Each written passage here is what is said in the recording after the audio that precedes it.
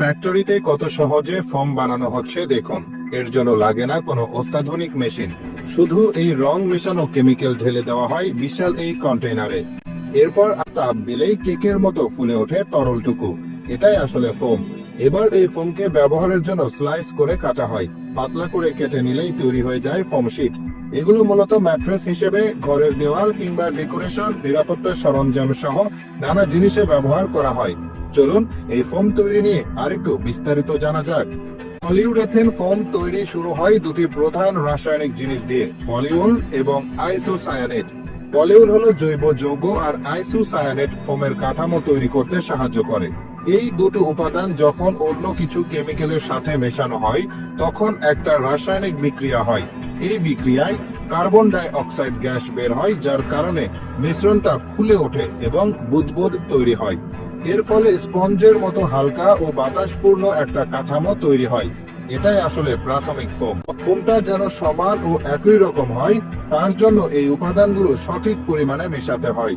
মেশানোর পর তাপ দেওয়ার সঙ্গে সঙ্গে রাসায়নিক বিক্রিয়া শুরু হয়ে যায় আর তরলটা দ্রুত ফুলতে থাকে। কয়েক সেকেন্ডের মধ্যে ফোমটা বড় হয়ে যায়। এই ফোলার উপর ফোমের ঘনত্ব আর নমনীয়তা নির্ভর করে। এই ফোমগুলোকে বলা হয় পলিউরেথেন ফোম। কি ধরনের পলিউরেথেন ফোম তৈরি হচ্ছে তার উপর নির্ভর করে প্রস্তুতকারকেরা উপাদানগুলো পরিবর্তন করে ফোমের মধ্যে বিভিন্ন বৈশিষ্ট্য আনতে পারেন। নরম পলিউরেথেন ফোম, যা আসবাব আর বিছানায় ব্যবহার করা হয়, তাতে বাতাসের পকেটগুলো বড় থাকে, তাই এটা নমনীয় ও আরামদায়ক হয়। অন্যদিকে শক্ত পলিউরেথেন ফোম, যা বাসাবাড়ি আর ফ্রিজের তাপ নিরোধকে ব্যবহার করা হয়, তার কাঠামো ঘন থাকে, তাই এটা তাপ ধরে রাখতে এবং শক্ত ভিত তৈরিতে বেশি উপযোগী। গাড়ির সিট আর জুতার সোল তৈরির জন্য শক্ত পলিউরেথেন ফোম ব্যবহার করা হয়, যা টেকসই হয়। ফোমের ফোলা আর গঠন নিয়ন্ত্রণ করার জন্য প্রস্তুতকারকেরা বিশেষ ফোম ফোলানোর উপাদান ব্যবহার করেন। আগে সিএফসি ব্যবহার করা হতো, কিন্তু পরিবেশের কথা ভেবে এখন পানি বা HFO এর মতো পরিবেশ বান্ধব রাসায়নিক ব্যবহার করা হয়।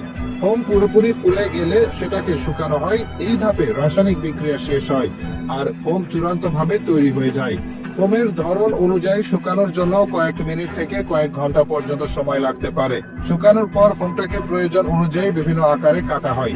পলিউরেথেন ফোমকে বিভিন্নভাবে কাস্টমাইজ করা যায়, যাতে এটা বিভিন্ন প্রয়োজনে ব্যবহার করা যায়। প্রস্তুতকারকেরা এর মধ্যে আগুন প্রতিরোধক যোগ করতে পারেন, যাতে আগুন লাগলে সমস্যা না হয়। জীবাণুনাশক যোগ করতে পারেন, যাতে ছাতা ও ব্যাকটেরিয়া না জন্মায়। কিছু ফোম এমন ভাবে তৈরি করা হয় যাতে চাপ দিলে আবার আগের অবস্থায় ফিরে আসে, তাই এগুলো মেমোরি ফোমের বিছানার জন্য উপযোগী। পলিউরেথেন ফোম ব্যাপকভাবে ব্যবহারের একটা কারণ হলো এটা হালকা ও সস্তা হওয়ার পাশাপাশি বেশ আরামদায়ক। তবে এর উৎপাদন ও বর্জ্য ব্যবস্থাপনার কিছু সমস্যা আছে। পলিউরেথেন ফোম পেট্রোলিয়াম ভিত্তিক রাসায়নিক থেকে তৈরি হয়, তাই প্রস্তুতকারকেরা আরো পরিবেশ বান্ধব বিকল্প তৈরির চেষ্টা করছেন।